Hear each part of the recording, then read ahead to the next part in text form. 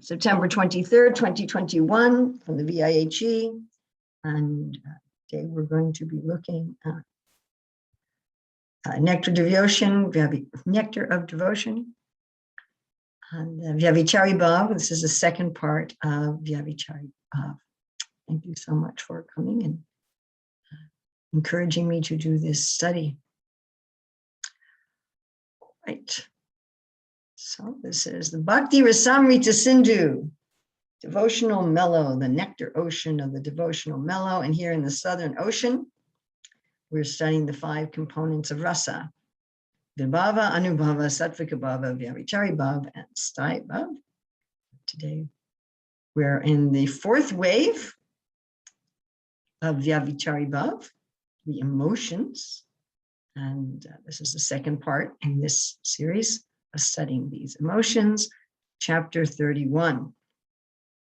And here's our very simplified chart. We will have a variety of different charts here that show more subtleties of relationships. Now we have the basic connection, what stimulates it, the emotions, which are our Vyabhicari Bhavas, and then the voluntary, involuntary expressions that combine to form taste. We'll study this in the most depth in the final and penultimate class. So Vyabhicari Bhavas are waves of emotion that enter into and agitate the ocean of the Sthai Bhava, of the basic relationship. So today we're looking at chapter 31 in the Nectar Devotion, and our summary is that there are 13 further Vyabhicari Bhavas included in the previous 33. There are causes and effects of Vyabhicari Bhavas, types, semblances, stages, and varieties. And I have a spelling mistake there. Spelling mistake. Okay. Of mind that affect them. So subsets of Vyabhicari Bhavas. And we're going to be having a discussion on this. So you might want to think about this. So Vyabhicari Bhava, an emotion, can have other emotions inside of it. And Rupa Goswami and Srila Prabhupada give many examples. I was going to list all of them, and then I realized that it would take 20 minutes just to go through them. So I would suggest, if you want to go through them in detail, that you study that on your own. So I'm giving just these 2 examples here, that if we want to hide our real mentality, concealment, and a desire to exhibit superiority are both under pretension. So concealment and superiority are both nested under pretension. Then if we want to understand the correct import, that may be conclusiveness. Before such a conclusive determination, there must be thoughtful consideration. So consideration is present during the establishment of the conclusion.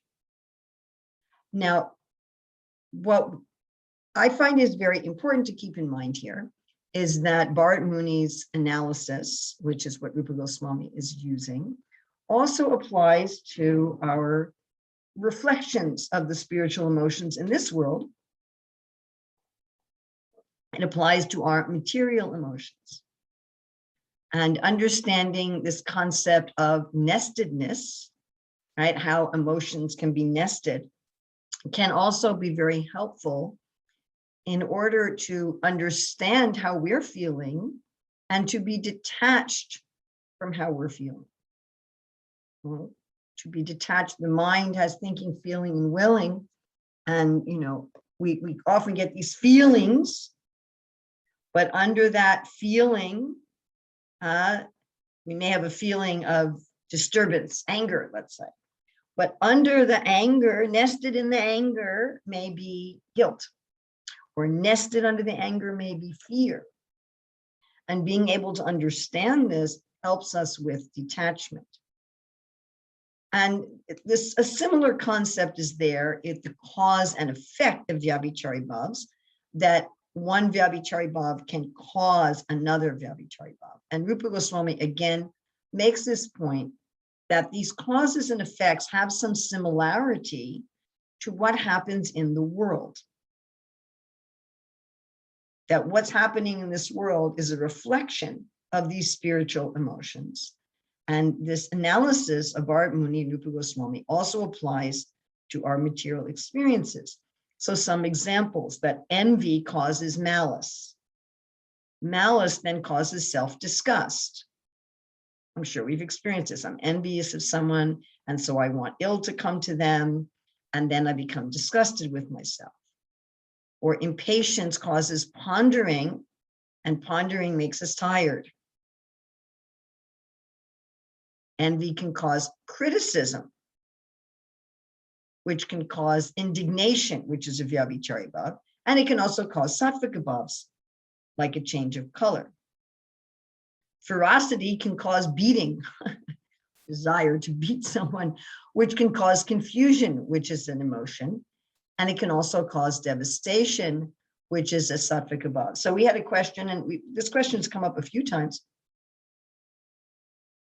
Actually, the person who asked this question told me she couldn't be here today. She's cooking for her spiritual master, but she said she'd watch the recording. So sometimes there's similar words for the emotion and for the manifestation of the emotion, especially as a sattvika bhav, because the emotion is causing the sattvika bhav, right? Remember the Vyabhicari bhavs, they agitate the rati in the heart, and then that manifests as sattva, which then shows up as sattvika.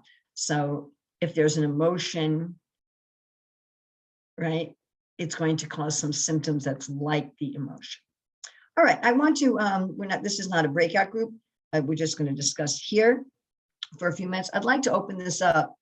So how do you think that this might be helpful in our life? To know that emotions can be nested in other emotions, and emotions can cause other emotions. So anybody's thoughts on this? In our life as devotees and trying to make progress in Krishna consciousness, how might this be helpful to know that one emotion can cause another emotion that can cause another emotion, and then emotions can be nested? Any thoughts? Yes, Subhash. Okay. Sorry, I'll change my name later. Mataji, thank you. It will help us because we'll understand why we are feeling what we are feeling. Because once you understand, you read this combination of emotions and the results of it, the effect, cause, effect, and read some more examples in the book. One will be encouraged to read more and also understand why you're feeling what you're feeling, if that makes sense. Yes, thank you. Thank you. Alita Priyamai. Why don't you change your name, Prabhu? Otherwise, yes. I'm going to call on you by your other name. Alita Priyamai.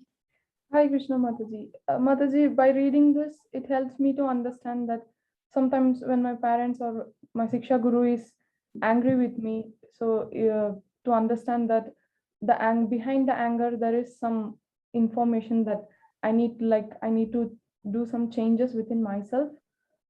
Maybe they are afraid of something and they're showing their anger, so that I need to do some changes in me. So I should not be like why they are angry with me. I should not misunderstand them, but then just to check within myself what's wrong with me. Oh, that's wonderful. I really like that insight. Thank you. Thank you. Anybody else?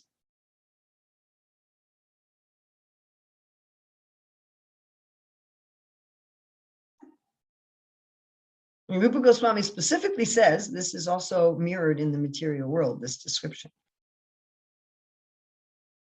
So other thoughts about how this can help us in our devotional life? Hare Krishna. I think if we understand that ultimately all the different material feelings come from Krishna, then we can understand also that they must make sense. That means, at least on the material platform, we are able to understand that we can learn something from the different feelings causing different other feelings. because Oh, they that- must ultimately make a spiritual sense. Let's ultimately make spiritual sense. That's very deep. Thank you. Anybody else? Any other insight here?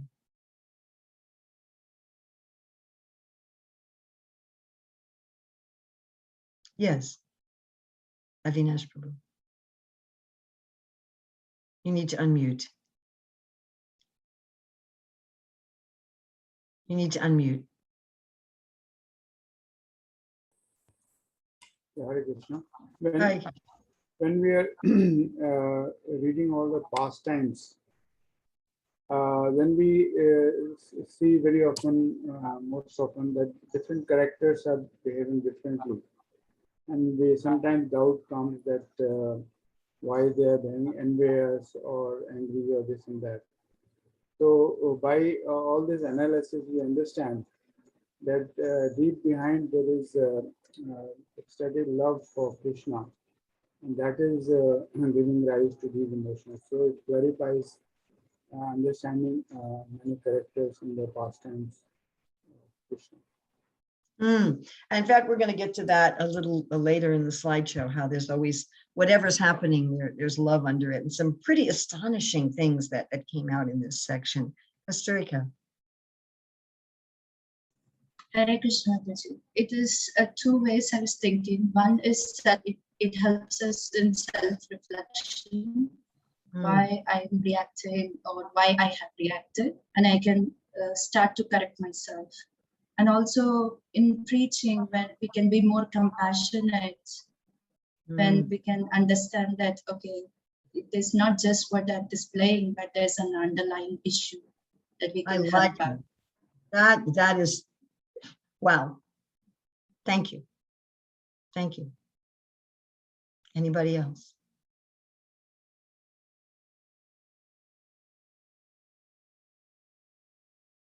I can tell you briefly how this sort of thing has really helped me in my life. So, you know, we have, emotions tend to be very reactive and overwhelming. And to find what's nested underneath it often allows me to deal with the real thing. And it also often allows me a much better sense of detachment, a much better sense of observation as to what's really going on, so that I don't tend to be reactive. And finally, for me, the fact that all of the emotions in this world have their counterparts in the Leela has allowed me to do something which I have found one of the most helpful spiritual techniques, as Prabhupada calls it in the first purposes of ISKCON. And that is that if I can identify the material emotions I am feeling, including the causes, effects, and nested ones, then I can start to meditate on in what Leela and with what personalities are the real form of these emotions manifesting. Because whatever I experience is going to be experienced in reality. And then I take my consciousness, my awareness, and I start to meditate on some personality and some pastime where the spiritual emotions of which I'm feeling a reflection are manifesting. And as I do that, my material emotions fade away. And I start to feel very happy in Krishna consciousness. So this has been, for me, an incredible spiritual technique that's just revolutionized my life. But in order to do that, I have to understand the nestedness and the cause and effects. So because what I'm immediately feeling may not be the whole story. So I understand what I'm feeling, then I find where is the reality of which I'm feeling the reflection. And I absorb myself in that specific reality. Does everybody follow exactly what I'm saying? No. So let's say I'm feeling grief. And then I may find nested under the grief, there's pride. Okay, what Leela is somebody feeling grief and pride? And then I'll meditate on that Leela. I'll pray to those personalities. And as I start meditating on that Leela and praying to those personalities and meditating on those personalities, my own grief and pride on the material level dissipates. In fact, this happened to me about a week or so ago. where I had a very unpleasant interchange with some devotees. It was extremely unpleasant. Not superficially, everybody was polite and kind, but what they were saying really shook me emotionally. And I had like a couple days where there was just all these churning of emotions. And every time that would happen, I would, okay, what are these emotions? What are they? Where in the Leela, with what persons are there these emotions?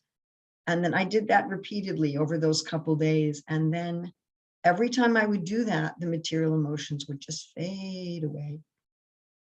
And they'd come back and I would do it again. You know, maybe an hour or two later, I remember again that conversation and they would come back. And as I kept doing that over and over again, periodically, all of a sudden I realized, wow, I'm not disturbed anymore at all. I'm completely peaceful. I didn't have to vent to anybody and disturb their day. I didn't have to have any disturbance in my service. So it was just wonderful, wonderful, wonderful self-therapy. All right. We have something in the chat.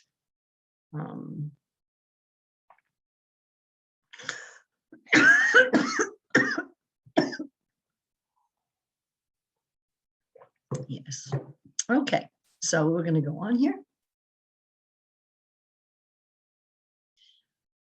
And somebody, I forget, I'm sorry, which one of you brought up about that underlying all of this is love. Underlying all of these spiritual emotions is love, or rati. And rati, Rupa Goswami is using as a synonym for Staibhav. So this basic relationship that someone has with Krishna, it is the basis of all these relationships. Now, some of these emotions don't have a direct relationship with love, but they support it for pastimes. Some of these emotions arrive when there's an obstacle to love. Like some of these Vyabhicari bhavs arrives when someone commits an offense against Krishna, right? Shishupal's offending Krishna, and so Bhima and Sahadev, they're all feeling this Vyabhicari bhav of anger. Right?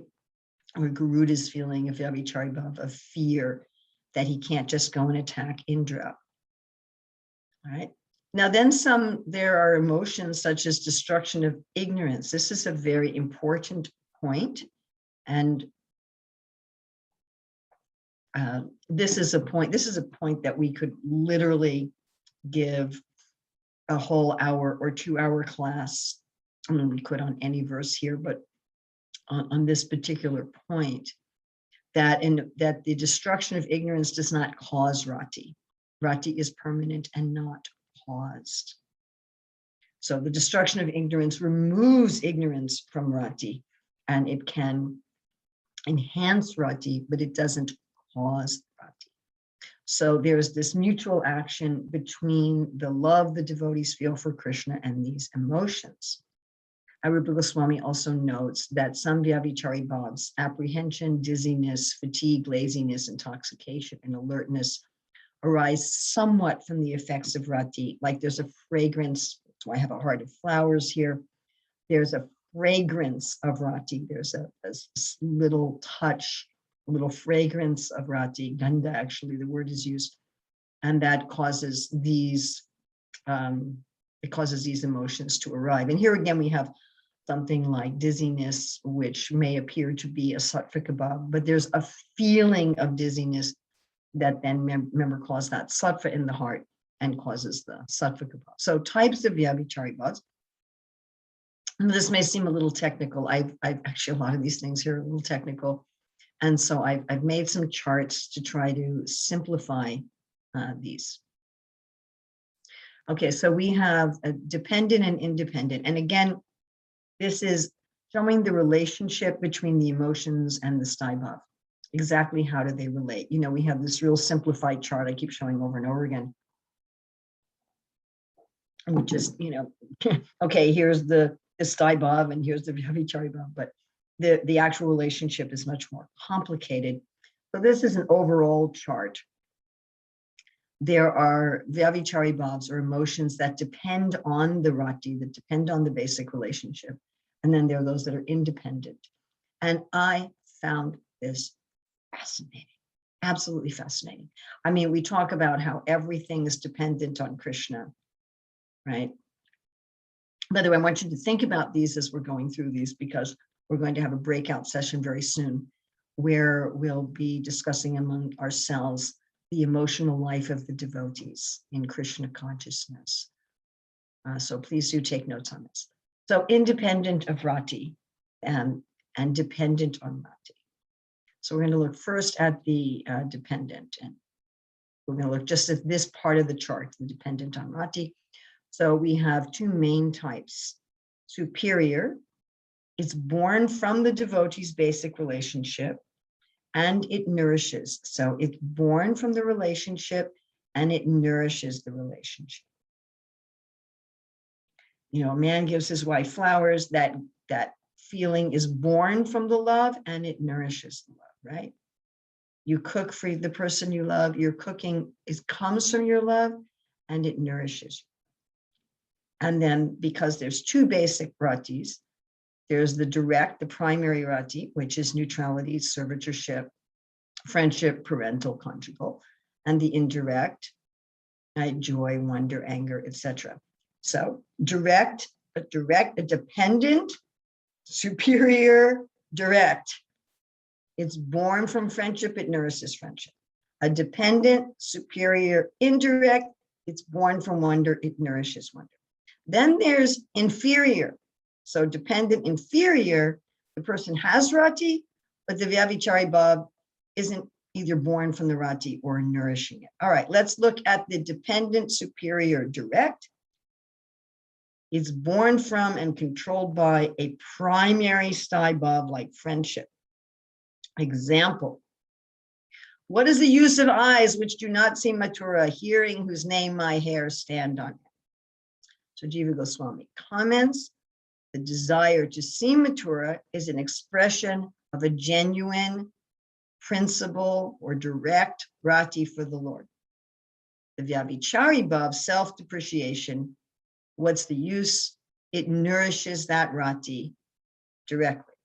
All right, now we have the dependent, superior, indirect, dependent on rati, born from and nourishes rati, but in relationship to a secondary basic relationship. So they're born from and controlled by a secondary relationship.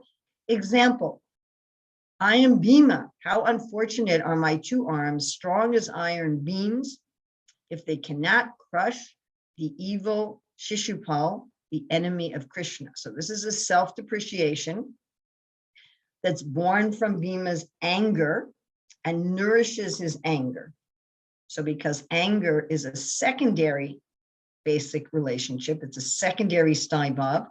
So this is called indirect, but it's superior. It comes from that basic relationship and it nourishes it. All right. Then we have dependent and inferior. They do not arise from or nourish a devotee's basic relationship, such as friendship, or a secondary basic relationship, such as compassion. And the examples given of Arjuna, when Arjuna saw the universal form crushing everyone. So he had fear that came from confusion, right? Talked about those causes and effects of emotion. So he had the emotion of confusion, that caused an emotion of fear. But that fear is not a secondary sthai bhav. There is a fear that is a secondary sthai bhav, but that fear is in direct relation to Krishna, like you're afraid that Kali is going to kill Krishna. But this was a fear for the world. The world's going to be destroyed. So therefore, this fear of Arjuna did not arise. It didn't arise from his primary sthai bhav of friendship. It didn't arise from a secondary sthai bhav, and it didn't nourish his friendship, and it didn't nourish the secondary sthai bhav. So it's dependent on rati, because if Arjuna didn't have any rati, if he didn't have his basic relationship with Krishna, he wouldn't be experiencing this emotion. It's not a material emotion. However, it doesn't come from his rati, nor does it nourish it. This to me is fascinating. Fascinating. we may think in a very stereotype. Prabhupada said Krishna consciousness is not narrow or stereotype. I'm going to tell you honestly, before I studied this section, and this was one of the sections that I spent the longest on to prepare. Before I studied this section, my idea of Krishna at the center kind of meant that, in some really stereotyped way, that was, somebody needs to mute here, that everything was connected with Krishna in a very mechanical way, perhaps. And that's not the case. It's just not the case. So Arjuna is having this emotional life that's dependent on his rati, but it's not born from or nourishing his rati. Now we go on to even kind of more extreme here of an independent Vyabhicari Bhava. And so here the example is giving that a king has a servant.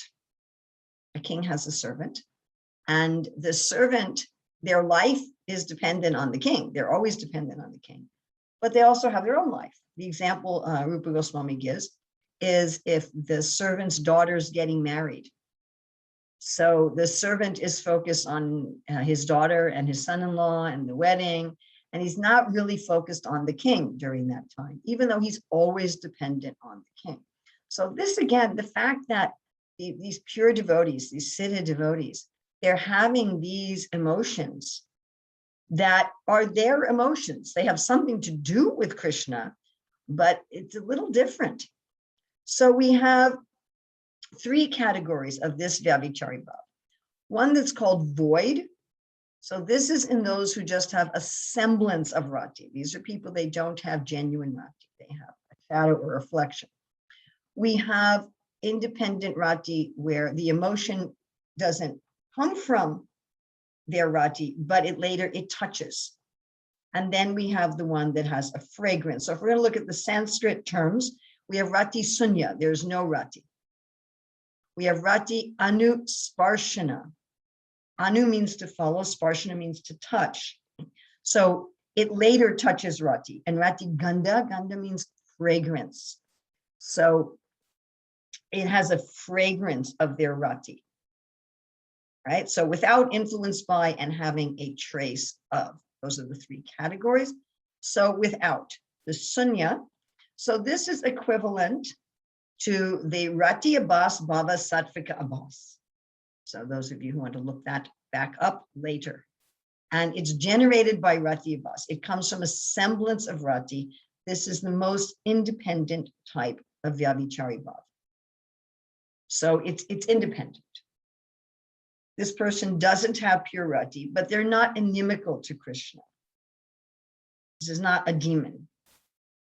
Okay, and the example is the brahmanas who perform sacrifice, who condemn themselves to hell with our this, to hell with our that. So they had this Vyabhicari Bhava of disappointment, and they had a shadow of rati. They had a semblance of rati. They didn't have pure rati. They had something.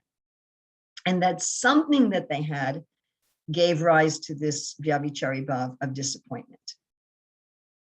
All right, so now we have the next kind of independent, influenced by, it later touches. It later touches. This is very much like the burnt sattvika bhavas. Remember where Mother Yasoda, she sees Putana in a dream, and first she feels fear, and then she thinks about Krishna. So one has the emotion and then relates it to Krishna. Again, this fascinates me, and we'll be talking about in your breakout groups, this incredibly deep and intricate emotional life of the devotee. Okay, so this influenced by genuine rati, that is not caused by rati in a person who has genuine rati. All right, so an example here, right? When the bull demon attacked and the devotees say, please save us, we're gone. The devotees always have rati, but here they were afraid for themselves. So this again is very similar to that burnt sattvika bhava, where a person's feeling fear, not related to Krishna, and then they related to Krishna, but they're always loving Krishna. They love Krishna all the time. So they have a love for Krishna all the time, but they feel an emotion not related to Krishna, and then they relate it to Krishna. Yeah, I think that this has some relevance for our lives, even as sadhakas. Okay, the third type, having a trace, having a fragrance of rati, gandha. So this is a devotee who has genuine rati, but the whole experience. So the other one, in the beginning of the emotional experience, it's not related, and then it becomes related. Here, the entire experience is just a fragrance. There's just a fragrance of rati touching the whole emotional experience. And the example given here is of Srimati Radharani herself. So this is when Mukara pointed out that Radharani's yellow cloth was not hers, that it was Krishna's. Okay. And so she was feeling some embarrassment. She was feeling some shame. Now, what's explained is that her rati was the cause of having the yellow cloth in the first place, right? The reason that she's wearing this yellow cloth is that she was with Krishna and she picked up the wrong cloth. So therefore there's this fragrance of rati. But the shame she felt didn't come from her rati. The shame she felt didn't come from her conjugal relationship with Krishna. It came from Mukara's statement. So it's fragranced by her rati. You think like if you burn a lot of incense in a room, your clothes will have a smell from when we buy clothes from shops in India, they always have this kind of incensey smell. So the emotion of shame, it had a fragrance of her conjugal love for Krishna, but it wasn't born from it, and nor did it nourish it like in a direct. So again, this depth and intricacy of the emotional lives of the devotees. All right, so we're going to do a breakout group for 10 minutes when I'd like you to discuss, and I'll put this in the chat. So you're going to discuss the emotional life of pure devotees and the variety of the relationships between their love and their various emotions. All right. So we could please form the breakout groups. Thank you. This will be for 10 minutes.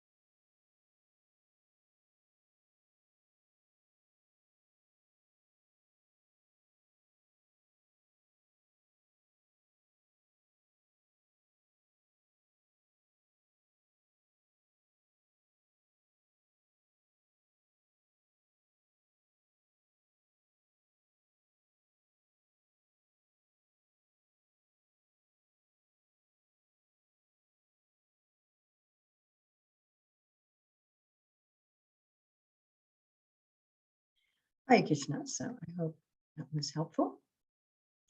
All right, now we're going to look at the semblance of Vyabhicari bhavs, just like we looked at the semblance of Sattvika bhavs. We're going to look at a semblance of Vyabhicari bhavs. Something that looks like it's transcendental emotions, but it's not. Purna Prajna, Keshwar Prabhu? Yes? Hare Krishna, Mataji. Mataji, I was having a question here that we in Bhagavad Gita, Krishna says that many times about Chitta Prajna and the person who is steady, like water coming from the rivers and entering the ocean. and also the tortoise example, all these things. But he didn't say about the emotional level. Krishna didn't say about the emotional level. But whereas here we are combining the material consciousness as well as spiritual consciousness. So the point is that is it natural that the emotion what we have in the material world and is natural, but it seems like that. But when we see in the Bhagavad Gita, the principles what Krishna says, it's like to have like a stone-hearted person, like that type of one person. Okay. I'm very happy that you asked this, and I'm going to adjust my class today a little bit because of this question, because I think it's a very important question. We are not advised to become stone-hearted. In fact, becoming stone-hearted is going to really hurt our spiritual life. So that is not what we are advised to do. Stone-heartedness cannot maintain.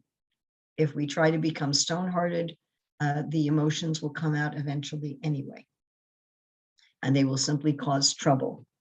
That's a really bad idea. So what we are supposed to do is we are supposed to be able to observe the material emotions, thoughts of the mind, and the actions of the body. Krishna says that several times in the Bhagavad Gita, that we're not really doing these. It's not really us. One of my favorites in this regard, there's so many verses, but one of my favorites is in the 14th chapter, one who does not hate illumination, attachment, and delusion when they appear, nor long for them when they disappear, knowing that the modes alone are active, but always remain neutral. This neutrality is not stone-heartedness. It's not a repression. It's not a hatred. It's not unfeelingness even. It's simply noticing these emotions. And one of the ways to do that is by being able to label them. That is one way, although not everyone advises that way, but that way can get some detachment. Oh, that's anger. Oh, that's disappointment. Oh, that's shame. Now, the Jnana yogis and the Dhyan yogis, they stop there. They stop at the observation point. The Jnana yogis are interested in Brahman, the Dhyan yogis generally in Paramatma, and they stop at the observation point. And they feel peace. And they definitely feel bliss. There's no doubt that there's great bliss in Brahman and in Paramatma. The devotees turn their attention to the spiritual emotions. Does Krishna talk about that a lot in the Bhagavad Gita? Not a lot. He talks about how there's unbounded happiness. In the 6th chapter, he talks about how there's unbounded happiness when you relish and rejoice in the self. Yes? So what is this? Prabhupada would often say that Bhagavad Gita was the ABC. Prabhupada was, Bhagavad Gita is the beginning. Bhagavatam is the graduate, and Chaitanya Charitamrita is the postgraduate. And we'll note that practically speaking, everything in this Bhakti Rasamrita Sindhu is also in Chaitanya Charitamrita, especially in the talks between Mahaprabhu and Sanatana Goswami, which always interests me since the Bhakti Rasamrita Sindhu was written by Rupa Goswami. So to relish and rejoice in the self that Krishna describes in the 6th chapter, or Brahmabhuta Prasanatma, the great happiness of being detached from this Sochati Kanchati, is not given in all its varieties in the Bhagavad Gita. All these varieties of emotions are not discussed in the Bhagavad Gita. In the Bhagavatam, we certainly find, I was just studying with Gurukul students here about Dhruva Maharaj, all the different emotions that Dhruva is going through when he's fighting with the Yakshas, when the Nanda and Sunanda come. And then the analysis is in the Chaitanya Charitamrita and the Bhakti Rasamrita Sindhu. So this is a postgraduate study. In Bhakti Yoga, we take the bliss of neutrality, of having a neutral mood towards the material emotions. And we go a step further, and not just unbounded bliss, but relishing and rejoicing in the self means the self, Jivara Swarupaya Krishna Nityadasa, has a relationship with Krishna. And this relishing and rejoicing of the self has all these varieties of emotions. So we are not meant to become stone-hearted. That is very dangerous. Nor are we trying to repress the material emotions. That is not a sustainable concept.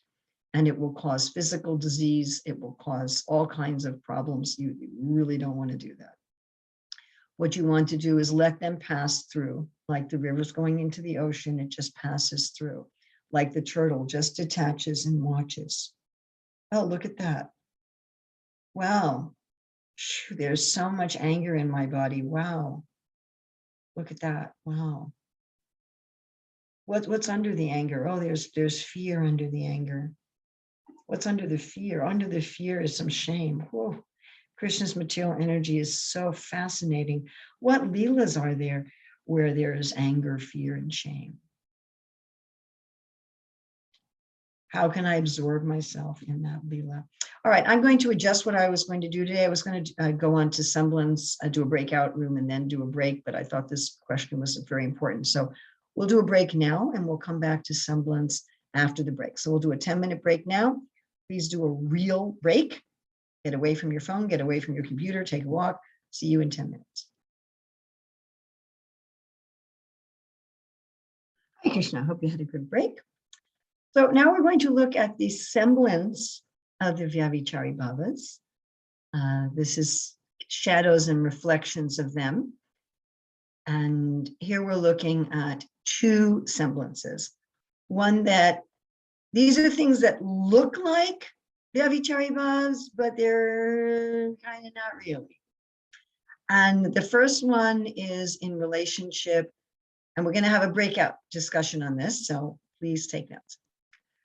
So one is in the enemies of Krishna.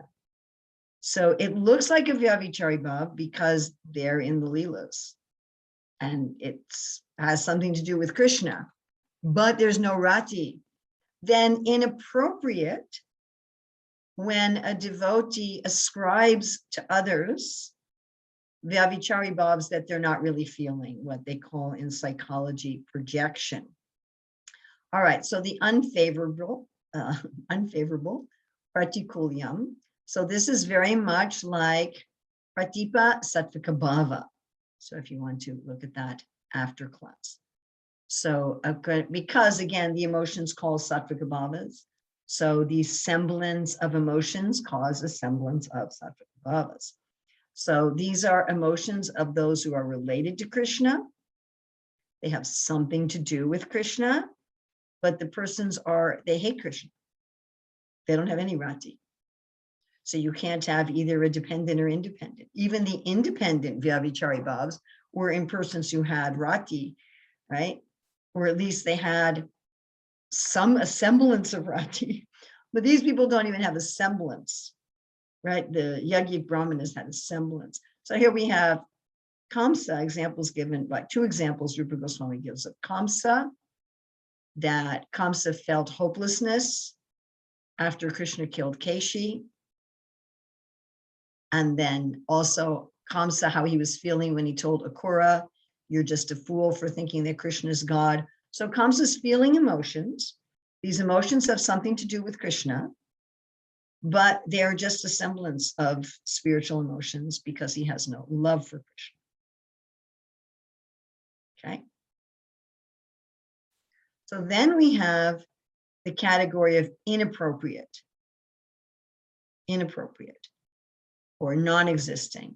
So if we think that, some inanimate object or a plant has some emotions that they're not actually feeling. So an example is given that a devotee is saying, oh, you poor Kadamba tree, Krishna didn't touch your shadow, you must be crying. And so they're projecting their own emotions onto the Kadamba tree. So this is if you're attributing ecstatic emotions to animals beyond their capacity to feel emotions or different to what the animal's actually feeling. So an example is given also of a bird that felt very proud that they were able to do some service for Krishna. So the question was raised, and the question is also discussed by Jiva Goswami, but one of the students here raised the question that aren't there emotions in the plants and animals in the spiritual world? And in fact, this verse is quoted in the Bhakti Rasamrita Sindhu from 11:12:8, that the inhabitants of Vrindavan, including the gopis, cows, unmoving creatures such as the twin Arjuna trees, animals, living entities with stunted consciousness, of this is what's important, such as bushes and thickets, and snakes such as Kaliya, all achieved the perfection of life by unalloyed love for me, and thus very easily achieved me. So Rupa Goswami, in talking about stunted consciousness, he says that the plants and animals in the spiritual world have emotions. They have emotions as if they were humans, but they withdraw these so that confidential pastimes can take place in their presence.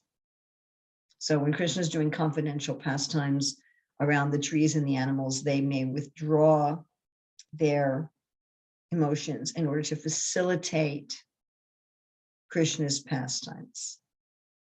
And they have emotions, but not with discriminating powers. And keep in mind, and we'll discuss this more in our penultimate class, that each jiva wants a particular kind of relationship with Krishna. So the plants are plants because they want to be plants for Krishna. The animals are animals because they want to be animals for Krishna.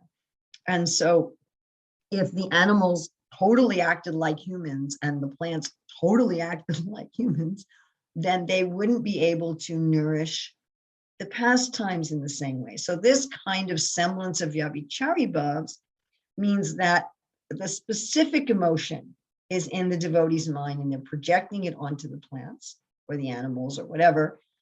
And the animal or tree is experiencing some kind of ecstatic emotion in Krishna's Leela, but it's not what the devotee is projecting on them. Okay, so we're going to do a breakout room now and to discuss emotions of demons, emotions of plants, emotions of animals in Krishna's Leela. Okay, so we'll do a 10-minute breakout room.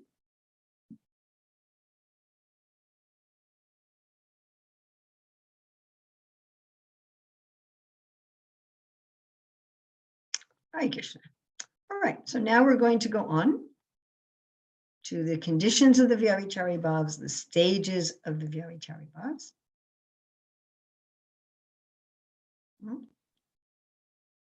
So there's when an emotion begins. Sometimes two or more emotions come together.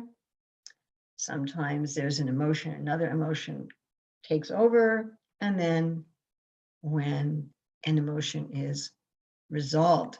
So every emotion has a generation.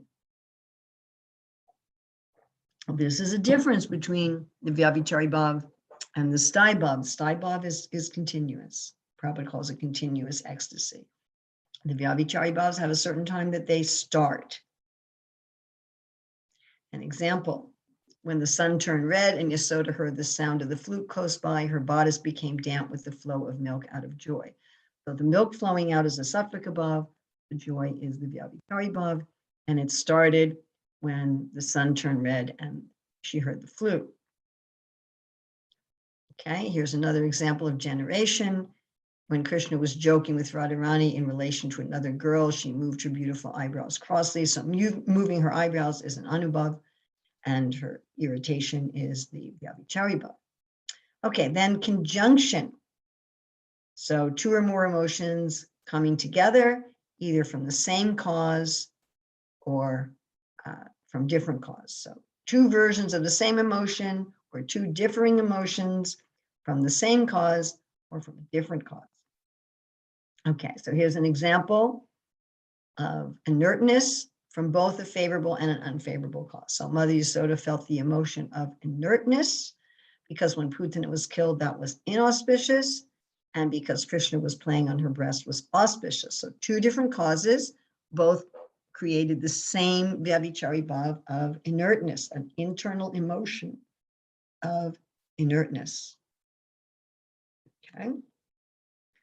And here we have, so that was two causes making one Vyabhicari bhav. Here we have one cause making 2 Vyabhicari bhavas.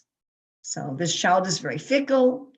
He constantly runs inside and outside of Gokula. His fearlessness causes joy and apprehension. So the one cause is the Lord's fearlessness, and the 2 Vyabhicari bhavas are joy and apprehension. Okay, now we have 2 differing emotions from 2 different causes, right? So we can have 2 differing emotions from one cause, right? We can have 2 versions of the same from the same cause, all different combinations, okay? So here we have seeing her son with joyful eyes in front of her and seeing the strong wrestlers, Devaki began to feel jubilation and lamentation. So simultaneously, these 2 different emotions, jubilation and lamentation. Reminds me of a book I had when I was a child about somebody who wanted something that was hot and cold at the same time. So they finally got cold ice cream with a hot sauce on top of it. So 2 different emotions, jubilation and lamentation, simultaneously from 2 causes. And here's many emotions from one cause. So the Vyabhicari bhavas here are joy, impatience, pride, indignation, and displeasure, all at the same time. Imagine that. Pizza with lots of stuff on it. So the example is Srimati Radharani was standing on the bank of the Yamuna when she was attacked by Krishna. Although she externally expressed a disturbed mood from this incident, within herself she was smiling and feeling great satisfaction. All right. Then we have, so that was many emotions from one cause. Here's many emotions from many causes. The emotions are shame, envy, joy, and despair. And it was Radharani wearing a necklace given by Krishna. So there's some emotion from wearing that necklace given by Krishna. Then nearby, she sees her mother. That causes another emotion. In front of her, smiling Padma. Padma is a rival, causes another emotion.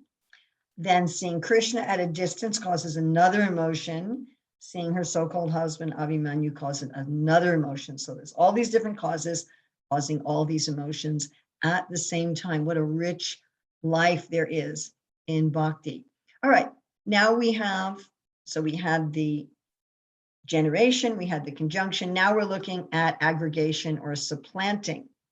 So in the conjunction, the emotions are all happening at the same time. Aggregation and supplanting, one emotion starts to fade and another emotion takes over.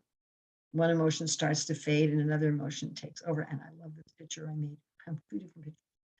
All right, so here's an example. There are the emotions of pride, despair, humility, consideration, remembrance, apprehension, indignation, and terror. So this is an example of Kamsa. So we had a question about this. This means this is a semblance of Vyabhicari bhavas. What can that child do? Yet he has killed all my friends. Should I surrender to him? A warrior can never do that. I'm preparing huge wrestlers to fight him, but he has lifted Govardhan with his hand. I should go to Data Vraja and attack him. My heart is shaking. So he's just going one emotion. I'm sure we experience this materially. One emotion, then another emotion kind of takes it over, another emotion takes it over, another emotion takes it over, another emotion takes it over, another emotion takes it over. So here we have another example. These are the emotions of disappointment, taken over by pride, taken over by apprehension, taken over by steadiness, taken over by despair, taken over by contemplation, taken over by impatience. So I am so wretched that these 2 eyes never see Mathura. I am nicely educated, but my education has simply been used in government service. I am not considered formidable time. To whom shall I leave all my wealth and fortune? I'm becoming older and older. Shall I execute devotional service from here at home? But my mind is being attracted by the transcendental land of Vrindavan. So this is a devotee with genuine rati and having these one emotions coming after another, all different waves of ecstasy. Now we might want to note here that what this devotee is going through, this is a devotee with rati, is not the indecision that Vishwanath Chakravarti Thakur describes as a symptom of the neophyte in Madhurya Kadambini. The indecision of the neophyte is where the neophyte thinks that their external activities are the most important thing in their bhakti, whether they do service at home or whether they go to Vrindavan, and whether what they do with this and their mind is going all over the place with indecision, thinking how they set up their external life is going to be the main thing in their bhakti. That's not what's going on here. Here, the devotee is experiencing all these waves of emotion because the devotee is loving Krishna so much. All right, then we have the satisfaction and peace when a prominent emotion disappears. And then again, this is the distinguishment between the Vyabhicari bhavs and the sthai bhavs, and even to some extent with the secondary sthai bhavs. But the Vyabhicari bhav, then they're gone. This emotion is gone. And in examples given, the cowherd boys could not see Krishna after searching for him in the forest, so they were feeling despair. And then when they heard the sound of his flute, they became filled with joy, and their despair vanished. So the Vyabhicari bhav now has gone. All right, so looking at kind of a summary, Rupa Goswami says, I can't describe this in detail. He said, I've tried to describe the essential nature of the Vyabhicari bhavs, but I'm not really making it. He says, though my words do not have variety in meaning or flavor, examples of the Vyabhicari bhavs have been presented to indicate their essential nature as much as possible. In other words, there's so much more. And then he talks about what are the emotions of love. So there's the devotee's main basic relationship, say parental. Then there's the 7 secondary, the joy, wonder, anger, fear, etc. That makes 8 sthai bhavs. So there's 8 sthai bhavs. Then there's the 33 Vyabhicari bhavs. So this gives us 41 varieties of emotions. The anubhavs and the sattvika bhavs are not emotions. They're how emotions are manifest, and the vibhavas are not emotions. They're the impetus for the emotions. So we have this interplay of bhavas. We have an interplay of bhavas for 41 varieties. So I've done this chart. As I said, we have the simplified chart that I do in the beginning. So this is a chart that's explaining what Rupa Goswami is talking about here with the Vyabhicari bhavs. So as you can see here, all right, so we have the dominant primary basic relationship, which is again, neutrality, servitorship, friendship, parental or conjugal. Sometimes there's a mix of basic relationships, like someone may have servitude and friendship, but one is always dominant. So you have that. Then you have the secondary basic relationships. Again, joy or comedy, wonder, chivalry, anger, fear, disgust, so forth. And then these Vyabhicari bhav emotions, the 33 Vyabhicari bhavs emotions, these produce the anubhavs and the sattvika bhavs, and this whole thing is stimulated by the vibhavs. So here we have it in Sanskrit, the dominant primary sthai bhavs. Then these are interacting with, because we have the arrows going both ways here. So the Vyabhicari bhavs and the secondary sthai bhavs are interacting with the primary sthai bhav. The primary sthai bhav is interacting with the emotions. This is a whole interaction here, stimulated by the vibhava and producing anubhavas and sattvikas. So what do we mean by bhava? The modification of the senses and body caused due to the vibhavas are called bhava. Now, some bhavas are swabhavika, they're innate, and some are agantuka, or induced.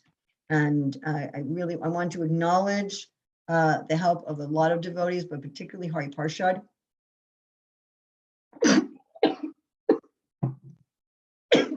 Excuse me a minute. Every once in a while. Okay, I really want to thank Hari Parshad Prabhu for his help here, because it seemed to me when I was looking at the verses that things were kind of contradictory, and it took quite a while for me to sort this out with his help, looking at word for word translation. So the swabhavika innate bhavas exist completely and thoroughly inside and outside of the body. They pervade the entirety of the being. And the analogy given is that redness is innately pervading inside and outside the root of the Indian matter. I ended up doing a whole bunch of research as to the uses of the Indian matter. And this example of love, by the way, raga also, we also had help from a devotee named Ramdas Baru, so Hari Parshad and Ramdas, that the word red and love is raga, the same in Sanskrit and English. And so this is the innate bhavas that pervade the person. And so this is a general category. Bhava refers to the general category of love, and rati in the 5 specific forms. I don't have a picture here of neutrality.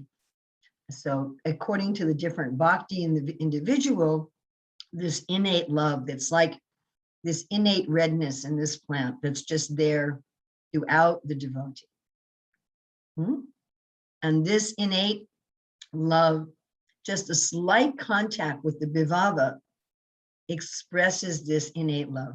And the question is asked by Jiva Goswami that we say the vibhavas are known as the cause of these innate bhavas, but that's just for namesake because they have some minimal contact. The mukhya bhavas, again, are neutrality, servitorship, friendship, parental, and conjugal. So they have some minimum contact. And so we say they're the cause, but they're not really the cause. This rati, this bhav is part of the devotee. So this rati, which is fixed, it's different from an incidental emotion. So an incidental emotion is compared to you have a white cloth and you color it with red dye. That's different from something that's naturally red. The way Srila Prabhupada puts it is, as clothing tinged red appears red, so the temporary appearance of a certain type of feeling can be detected or observed by the specific ecstatic emotion. So these are the incidental emotions of the Vyabhicari bhavas. So in this analogy, we have the innate bhavas, which manifest in 5 kinds of rati, the 5 basic relationships, and they pervade the being just as redness pervades the Indian matter. And the agantuka, induced bhavas, act on rati as an externally applied dye. All right, so now we're going to go into something also that I found really fascinating, the varieties of mind that affect the strength of the Vyabhicari bhavas. And we are going to be talking about this. So please take some notes. So devotees with different primary basic relationships manifest these Vyabhicari bhavas differently, depending on the certain emotions are more compatible with certain relationships and the degree of intensity. And we have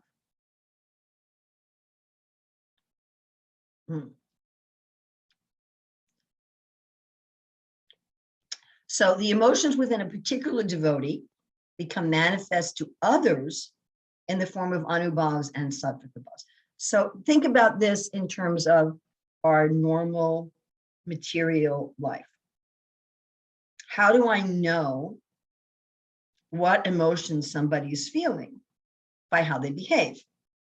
I'm sure when we went to school, we were told that when we write narratives, we show, not tell. So we don't say, Susie was angry. We say, Susie walked in the door, slammed it behind her, threw her books on the couch and stamped her feet.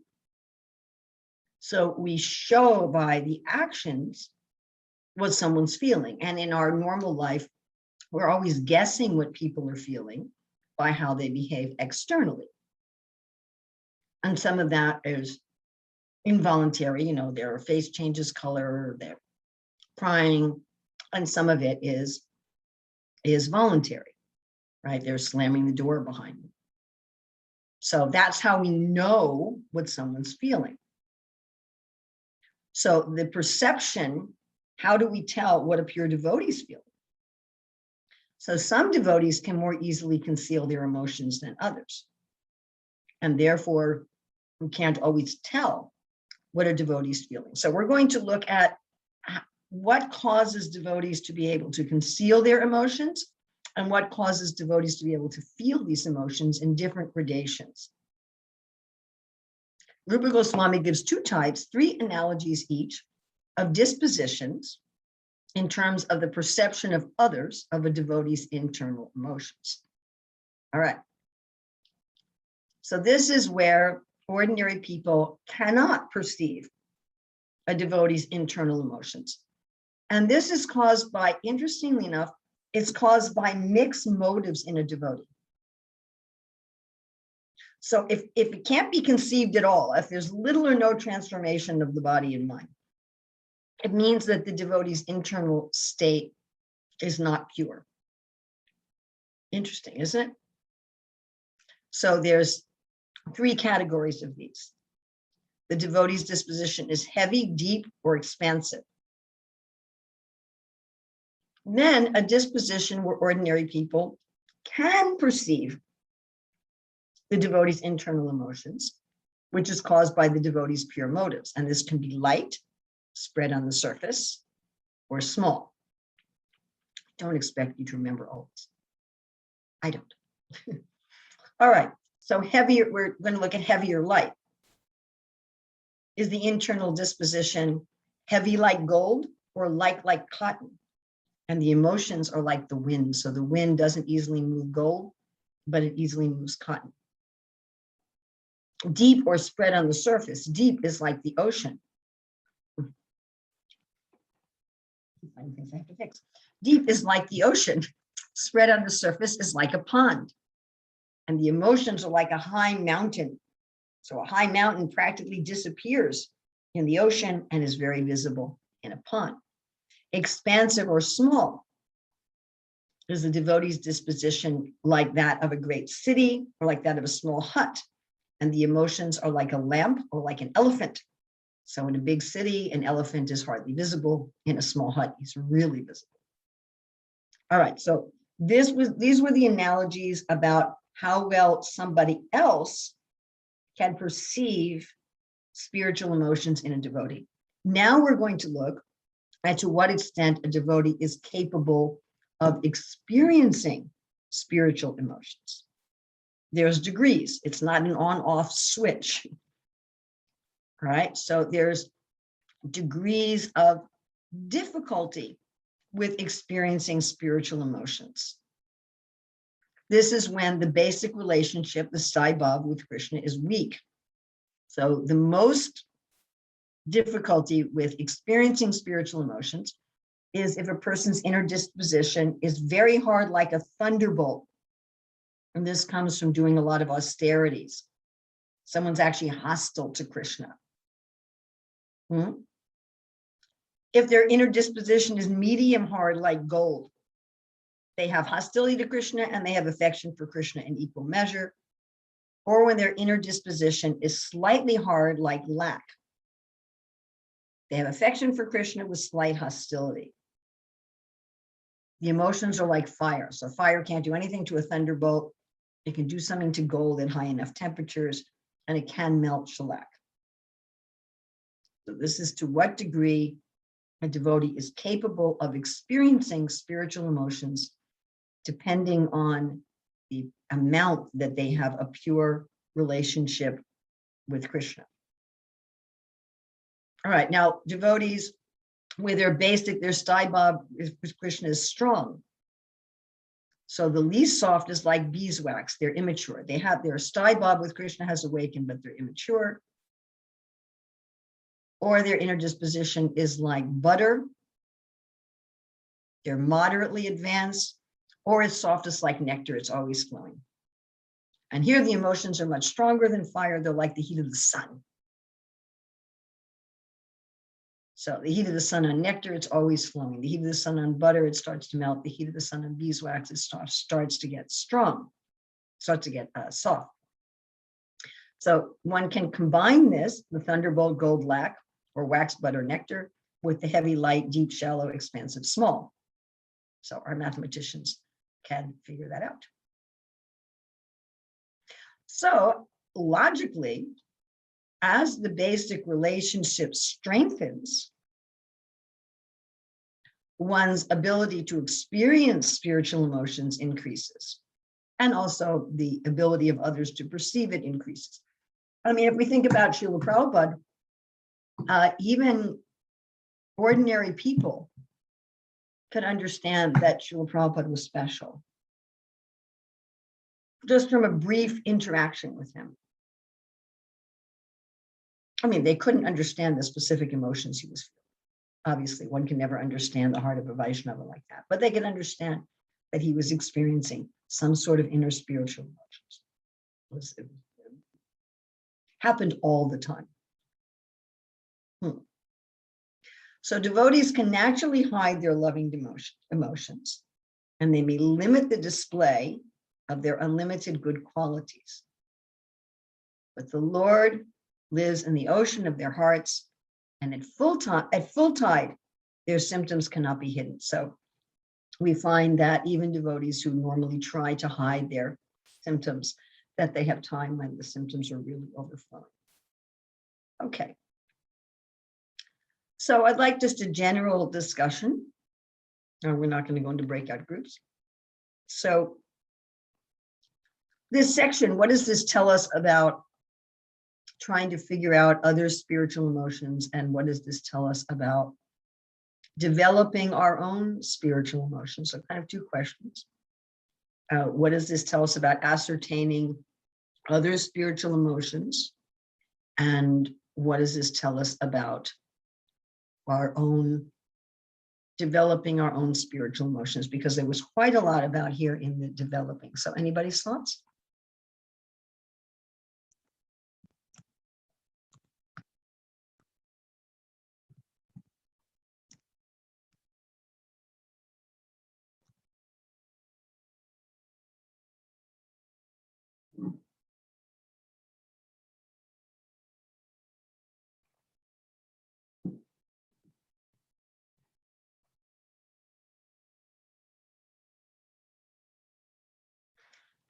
So the devotee can have mixed motives while being a pure devotee. So this is a very interesting question because when we go to the eastern ocean of the Bhakti Rasamrita Sindhu, which our assumption here is that everyone in this class has studied that. Everyone here has completed their Bhakti Shastri. So, and many of you have completed your Bhakti by Bhava. So in the eastern section, Eastern Ocean, Rupa Goswami defines pure devotional service. Anyabilasita sunyam ganakarma anavritam anukulena krishna nushilanam bhakti uttamam. But there can be an immature practitioner of pure devotional service. And Prabhupada compared it to a unripe mango. You go to the tree and you say, there's a mango, but you don't want to eat it. It's unripe, but it's still a mango. So anyone engaged in the process of pure devotional service can be called a pure devotee, although they may still have mixed motives, because their aim is pure devotional service. It's different from the Sakama devotees who are coming to Krishna specifically for something material. Any other thoughts here? You can just raise your hand or speak to you. You don't have to use a chat. Are any emotions we feel while engaged in devotional service spiritual emotions since they arise from devotional life? Well, it depends what they arise from, doesn't it? Depends what they arise from.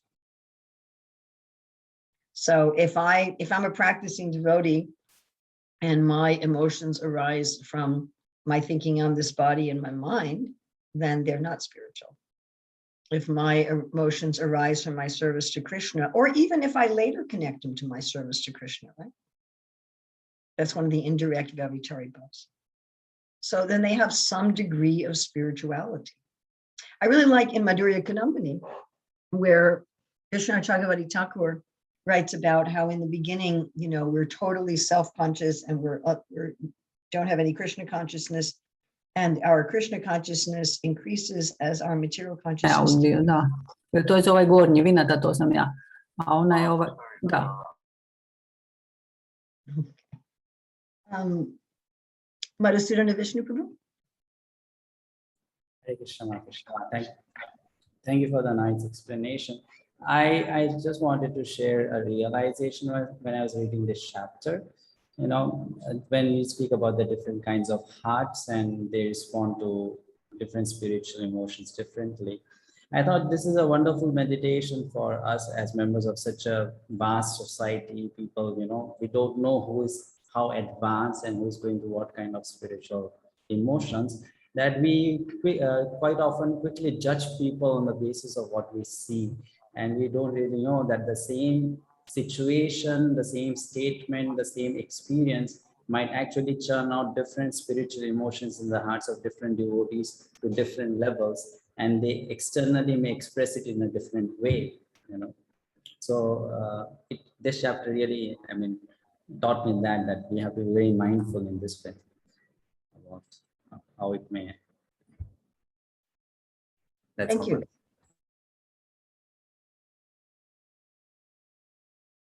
Other thoughts?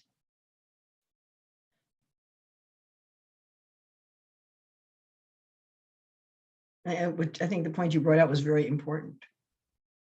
Yeah, we have something in the chat that we should ascertain others be colored by our own state of mind.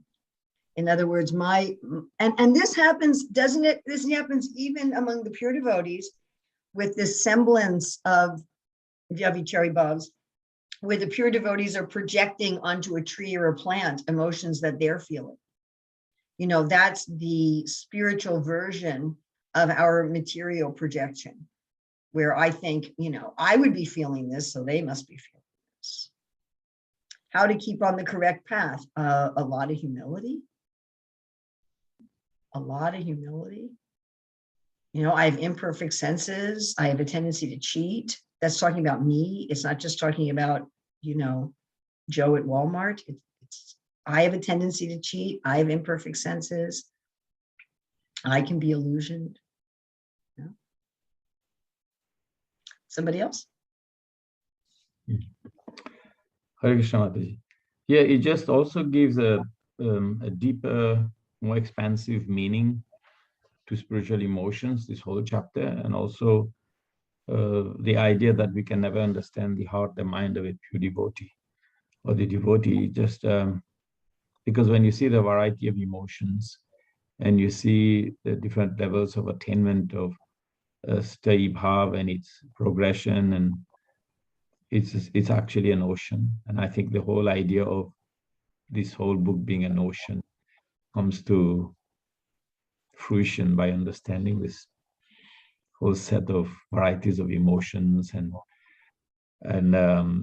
you know, impediment, you know, stimuli and so on and so forth. It's very incredibly enriching, and really it really explains the whole idea of bhakti being so unlimited and emotions being so unlimited. Everything in relationship to Krishna is so unlimited. It's just very, very enriching. Thank you.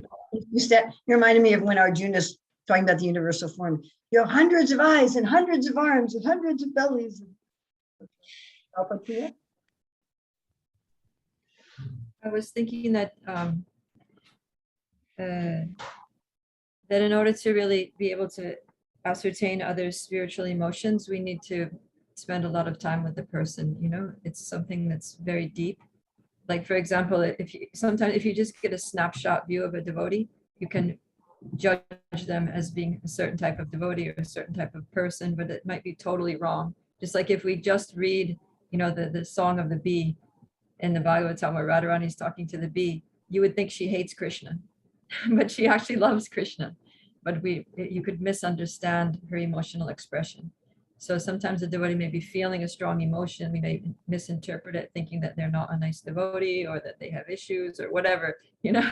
But that may be coming from a deep love for Krishna or love for Prabhupada, or, you know, an attachment to his service or something like that. That's, you know, very nice.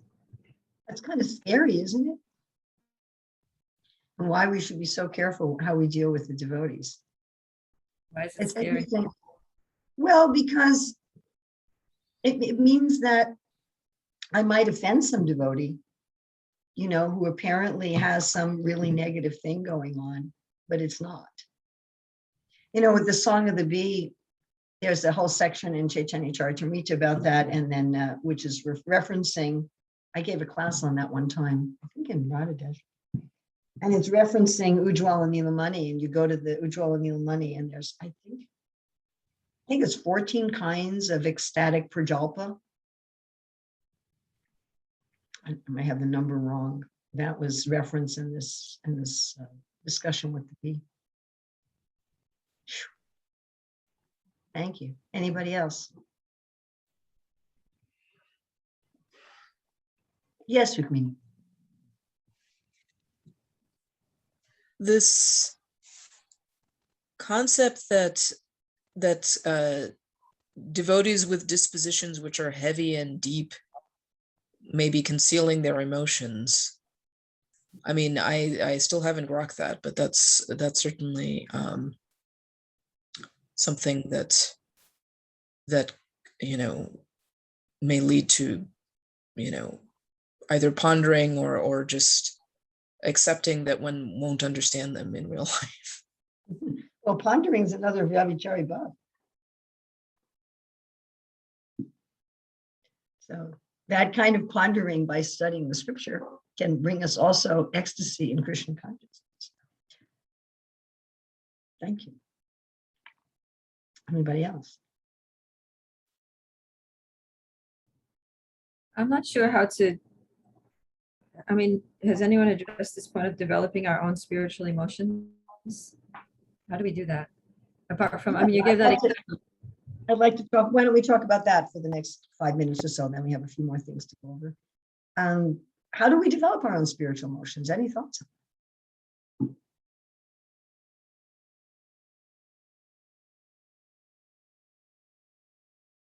Yes, even Krishna wanted to taste the emotions of Radharani. Yes.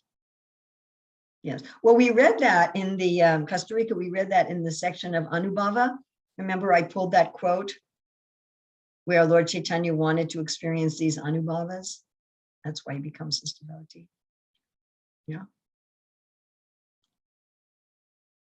So how do we develop spiritual emotions? I mean, come on, folks, any thoughts? It looked like a question where sometimes the emotions where we see is not in the way of the rules and regulations. Sometimes it might be a sentimental. It's difficult to perceive how we want to take it.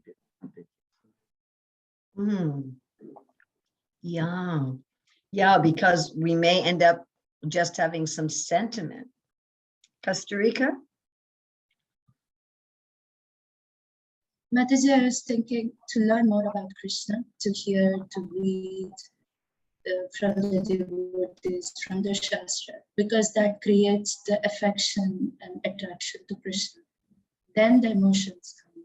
If we don't know, then we would not. Yeah, so what are you coming back to? You're coming back to what is the cause, apparent cause at least, is the vibhava, which then stimulates the staibhav, and that's what brings out the emotions. Rukmini, do you still have your hand raised, or did you just not take your hand down from the last? Okay.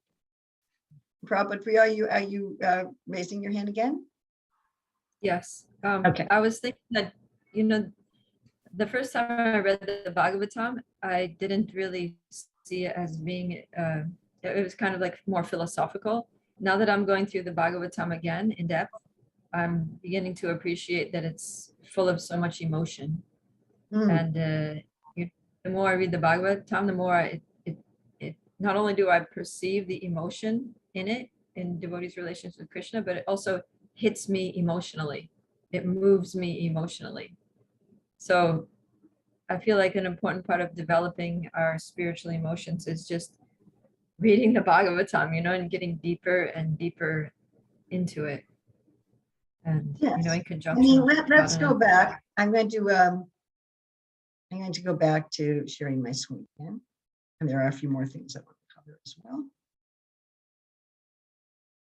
Okay, so if I go back here. Let's go back a bit to this slide. Okay, so Hare Krishna, Hare Krishna.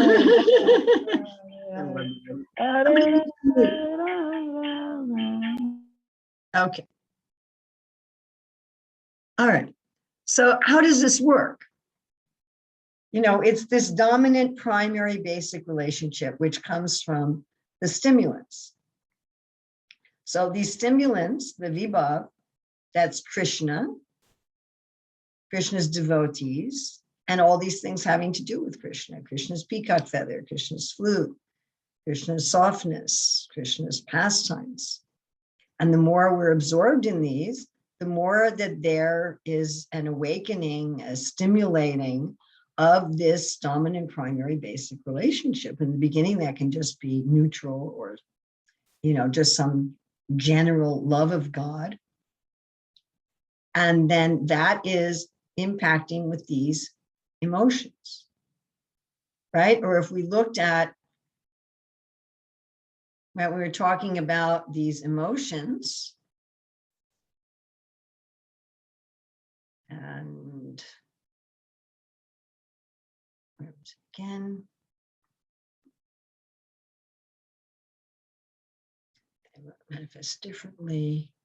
So is it that we just need to keep exposing ourselves to this vibhavas, to the stimulants? Yes, yes, yes, yes. And here we go. Here's what I'm looking for. All right. So as our basic relationship with Krishna strengthens, then we will feel more of these spiritual emotions. So what we're trying to strengthen is our basic relationship with Krishna. Right? That's it. Let's stay at this side. That's really what we want to do. And that's going to be strengthened by the vibhavas. So the more that we're exposing ourselves, and exposing ourselves, I really like that you said, you know, we can expose ourselves just philosophically. And if we do that, that's one of the donkey yurdas of the Srimana Shiksha. If you kind of withhold your emotions and you just interact philosophically and intellectually.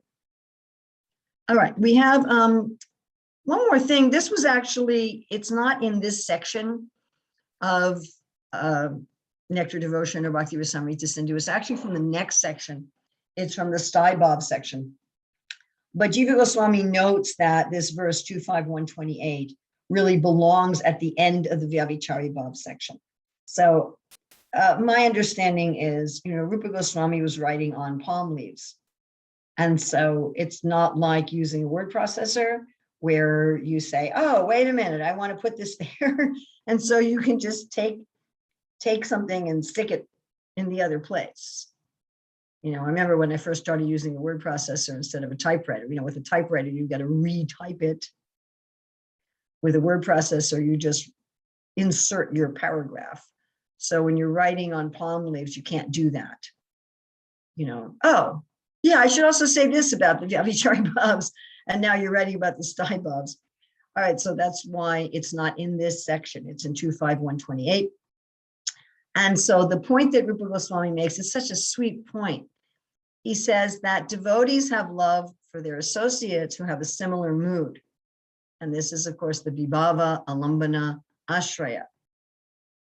So the Krishna's friends, they have special love for Krishna's other friends, and Krishna's those who have a parental mood have special love for those who also have a parental mood, and those who are in the conjugal mood have special love for those who also are in the conjugal mood. The feelings that the pure devotees have for those who have a similar mood are also Vyabhicari Bhavs. They're also Vyabhicari Bhavs. We think about the song Sri Rupa Manjari Pada, the love for Rupa Manjari. So this is also a Vyabhicari Bhavs. All right. And then Rupa Goswami mentions that some of their sometimes the love they have for associates is equal to or even greater than the love they have for Krishna. And sometimes the love they have for Krishna is equal to or greater than the love they have for their associates. So they can have equal love for their associates, more love for their associates than they have for Krishna, or more love for Krishna than they have for their associates. In any of these three cases, their emotions toward their associates who are in a similar mood are also Vyabhicari. All right, and here we have again our very simplified chart.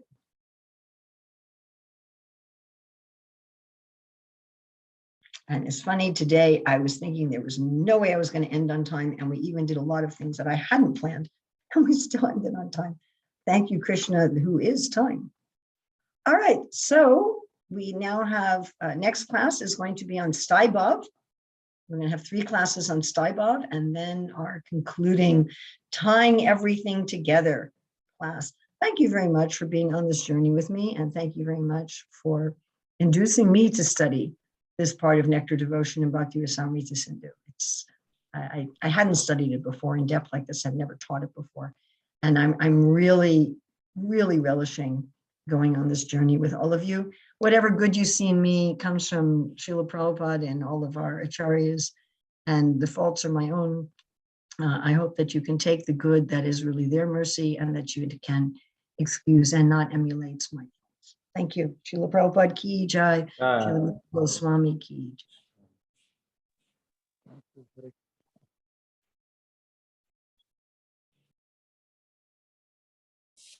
Hare Krishna. Thank you very much.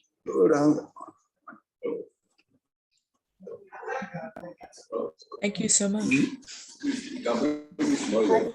Thank you, Mataji.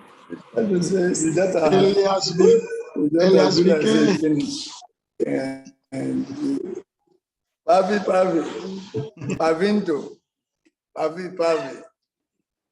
Hare Krishna. Finish. So Pavitra wanted to talk, but they have officially closed. So. Is Mala Yuan Temple? Mala Yuan Temple? No, it's in Vrindavan. It's doing some course. Only 5 people remain. Only 5 people are remaining. All of us are gone. We were 26 in the class. Viditi Maharaj was there. This is once the seminar they are giving to us for our class. Back to Vedantans are there.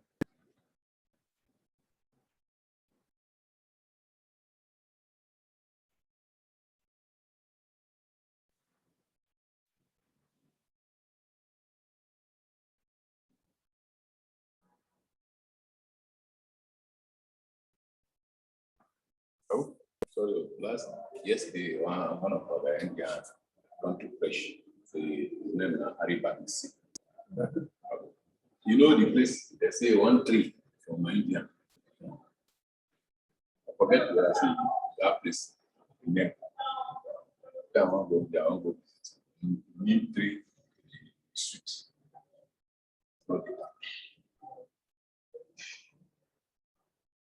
Say the Lord will use them to for the agriculture they are touched without cleaning out.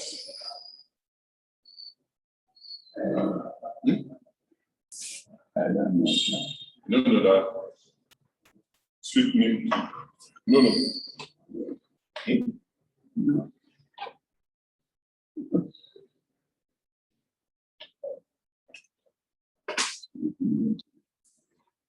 No. I don't know. When you go there, bring some of it for me.